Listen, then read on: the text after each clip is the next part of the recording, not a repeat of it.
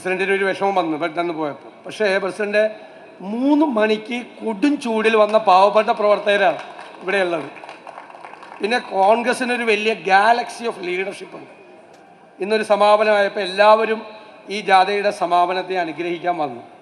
12 പേര് പ്രസംഗിച്ചു കഴിഞ്ഞു. 13ാമതാണ് ഞാൻ പ്രസംഗിക്കുന്നത്. സ്വാഭാവികമായിട്ട് ചൂടിൽ ഇരിക്കാനൊക്കെ ആളുകൾക്ക് പാടാം. അതുകൊണ്ടാണ് അത് പ്രസിഡന്റ് അതിനൊരു വിഷമം മനസ്സിൽ വേണ്ട. എത്ര നേരം എന്ന് വെച്ചാൽ 5 മണിക്കൂറായി ആളുകൾ വന്നിട്ട്. അതിനതൊരു വിഷമം വേണ്ട. നമ്മുടെ പ്രവർത്തകരല്ലേ. ഞാൻ കാസർഗോഡ് മുതൽ തിരുവനന്തപുരം വരെ ഈ സമരാഗ്നി ജനകീയ പ്രക്ഷോഭയാത്രയെ ഹൃദയത്തിലേറ്റിയ മുഴുവൻ കോൺഗ്രസ് പ്രവർത്തകരെയും പൊതുസമൂഹത്തിനോടും ഞാൻ ആത്മാർത്ഥമായ നന്ദി പ്രകാശിക്കുന്നു. സത്യത്തിൽ ഈ ജാഥയ്ക്ക് വലിയ തയ്യാറെടുപ്പൊന്നും കൂടാതെയാണ് ഞങ്ങൾ തുടങ്ങിയത്. പക്ഷേ ഞങ്ങളെ വിസ്മയിപ്പിച്ചുകൊണ്ടുള്ള ജനസാഗരമാണ് ഈ ജാഥയിൽ എല്ലായിടത്തും ഒഴുകിയെത്തിയത്. ഈ കേന്ദ്ര സംസ്ഥാന ഗവൺമെൻറ്റുകളുടെ പ്രവർത്തനങ്ങൾക്ക് കൊണ്ട്, അവരുടെ അഴിമതി കൊണ്ട്, കെടുകാര്യസ്ഥത കൊണ്ട്, ദുർഭരണം കൊണ്ട് ഇരകളായി മാറിയ പാവങ്ങളുടെ നിലവിളികൾ, സങ്കടങ്ങൾ, വിതുമ്പലുകൾ സത്യത്തിൽ ഈ യാത്രയുടെ ഏറ്റവും വലിയ അനുഭവം അതാണ്.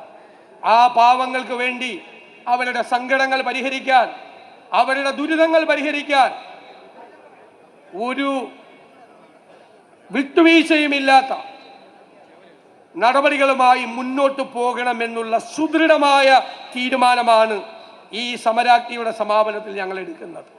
അതിന് സമരം ചെയ്യേണ്ട സ്ഥലത്ത് സമരം ചെയ്യും, ഇടപെടലുകൾ നടത്തേണ്ട സ്ഥലത്ത് ഇടപെടലുകൾ നടത്തും, ചോദിച്ചു വാങ്ങേണ്ട സ്ഥലത്ത് ആ പാവപ്പെട്ടവർക്ക് ചോദിച്ചു വാങ്ങി അവർക്ക് കൊടുക്കും.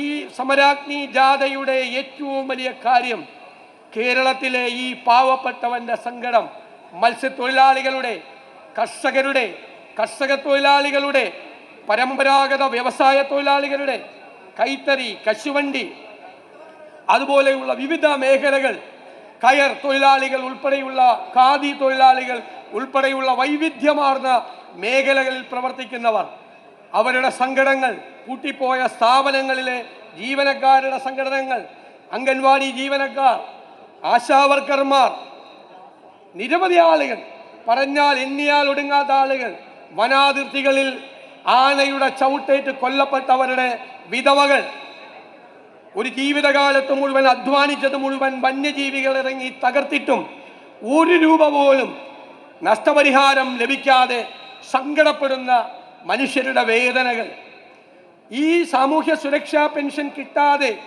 മരുന്ന് മേടിക്കാൻ പണമില്ലാതെ, ഒരു നേരത്തെ ഭക്ഷണത്തിന് നിവർത്തിയില്ലാത്ത വാർദ്ധക്യം ബാധിച്ചവർ, വിധവകൾ, അഗതികൾ, ഭിന്നശേഷിക്കാർ ഉൾപ്പെടെയുള്ളവരുടെ വിഷമങ്ങൾ ഈ ഇരു സർക്കാരുകളും ഈ കേരളത്തിലെ പാവപ്പെട്ട ജനങ്ങളെ എത്രയും വലിയ ദുരിതക്കയത്തിൽ ആഴ്ത്തിയിരിക്കുന്നു എന്നതിൻ്റെ നേർക്കാഴ്ചയായിരുന്നു ഈ സമരാഗ്നിയിലൂടെ ഞങ്ങൾക്ക് ലഭ്യമായത്.